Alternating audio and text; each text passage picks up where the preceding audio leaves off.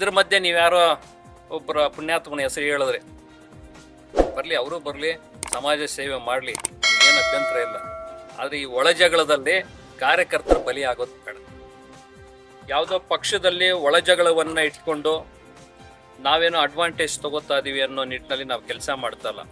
ನಮ್ದು ರಾಷ್ಟ್ರೀಯ ಪಕ್ಷ ಕೇವಲ 2 ಸಂಸದರಿಂದ ಶುರುವಾದಂಥ ನಮ್ಮ ರಾಷ್ಟ್ರೀಯ ಪಕ್ಷ ಇವತ್ತು ಬೃಹದಾಕಾರವಾಗಿ ಬೆಳೆದಿದೆ. ನಮ್ಮದು ಒಂದು ಆಲದ ಮರ. ಕ್ಷೀಣಿಸಿ ಹೋಗ್ತಕ್ಕಂಥ ಪಕ್ಷಗಳ ಬಗ್ಗೆ ನಾವು ಯಾವುದೇ ಕಾರಣಕ್ಕೆ ನಾವು ಕಮೆಂಟ್ ಮಾಡೋದಿಲ್ಲ.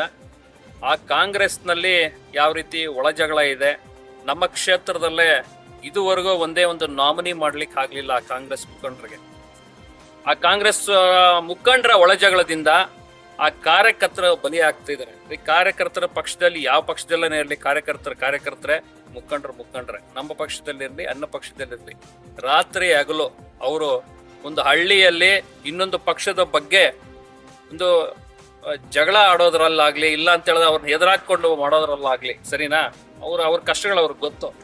ಇಷ್ಟೆಲ್ಲ ಕಷ್ಟಪಟ್ಟು ಇವತ್ತು ನಮ್ಮ ರಾಜ್ಯದಲ್ಲಿ ಕಾಂಗ್ರೆಸ್ ಪಕ್ಷ ಅಧಿಕಾರಕ್ಕೆ ಬಂದಿದೆ. ಅಧಿಕಾರಕ್ಕೆ ಬರ್ಲಿಕ್ಕೆ ಯಾರ ಕಾರಣ? ಲೀಡರ್ಗಳೊಬ್ರು ಕೆಲಸ ಮಾಡೋರಾಗಲ್ಲ, ತಳಮಟ್ಟದಲ್ಲಿ ಇರ್ತಕ್ಕಂಥ ಕಾರ್ಯಕರ್ತರ ಕೆಲಸ ಮಾಡೋದು.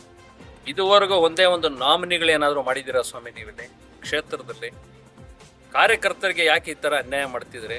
ಒಬ್ರು ಹೋಗಿ ನಾಮಿನೀಸ್ ಮಾಡ್ಕೊಂಬಂದ್ರೆ ಇನ್ನೊಬ್ರು ಹೋಗಿ ಕ್ಯಾನ್ಸಲ್ ಮಾಡ್ಕೊಂಬರ್ತಾರೆ. ಇದ್ರ ಮಧ್ಯೆ ನೀವ್ಯಾರೋ ಒಬ್ಬರ ಪುಣ್ಯಾತ್ಮನ ಹೆಸರು ಹೇಳಿದ್ರಿ, ಬರ್ಲಿ, ಅವರು ಬರ್ಲಿ, ಸಮಾಜ ಸೇವೆ ಮಾಡ್ಲಿ, ನಮ್ಗೇನು ಅಭ್ಯಂತರ ಇಲ್ಲ. ಆದ್ರೆ ಈ ಒಳ ಜಗಳದಲ್ಲಿ ಕಾರ್ಯಕರ್ತರ ಬಲಿ ಆಗೋದು ಬೇಡ, ಕಾರ್ಯಕರ್ತರಿಗೆ ಅನ್ಯಾಯ ಆಗೋದು ಬೇಡ. ಇದು ನಮ್ಮ ಕ್ಷೇತ್ರದಲ್ಲಿ ಕಾಂಗ್ರೆಸ್ಸು ನೆಸಿಸಿ ಹೋಗ್ತಾ ಇರ್ತಕ್ಕಂಥದ್ದು ಎಲ್ಲ ಬಂದಿದೆ. ನಮ್ಮ ಕ್ಷೇತ್ರದಲ್ಲೇ ಅಲ್ಲ, ಕರ್ನಾಟಕದಲ್ಲೇ ಕಾಂಗ್ರೆಸ್ ಸರ್ಕಾರ ನಿರ್ಮೂಲನ ಆಗೋದು ಶತಸಿದ್ಧ. ಯಾಕಂದ್ರೆ ಅವ್ರು ಮಾಡಿರ್ತಕ್ಕಂಥ ಪಾಪಗಳು ಅವ್ರಿಗೆ ಗಂಟು ಮುಟ್ಟಿ ಹಾಕಿ ಕಟ್ತಕ್ಕಂಥ ಕೆಲಸ ಆಗ್ತಾ ಇದೆ.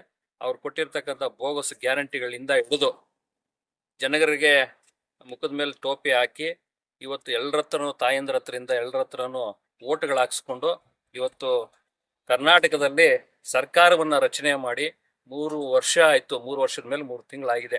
ಇದುವರೆಗೂ ಯಾವುದೇ ಒಂದು ಡೆವಲಪ್ಮೆಂಟ್ ಇಲ್ಲ, ಯಾವುದೇ ಅನುದಾನಗಳು ಯಾರಿಗೆ ಅವ್ರ ಪಕ್ಷದಲ್ಲಿ ಇರ್ತಕ್ಕಂಥ MLA ಕೊಡ್ತಾ ಇಲ್ಲ. ಹೀಗಾಗಿ ಅವ್ರು ಏನ್ ಮಾಡ್ತಾರೋ ಅವ್ರು ಮಾಡಿದ್ದು ಅವ್ರಿಗೆ ಆಗ್ತಾ ಇದೆ. ಮಾಡಿದ್ದು ನಾವು ಮರಾಯ. ಮುಂದಿನ ದಿನಗಳಲ್ಲಿ ಮತ ಬಾಂಧವರು, ನಮ್ಮ ಮತ ಪ್ರಭುಗಳು ಅವ್ರಿಗೆ ಸರಿಯಾದ ಬುದ್ಧಿಯನ್ನು ಕಲಿಸ್ತಾರೆ. ಮುಂದೆ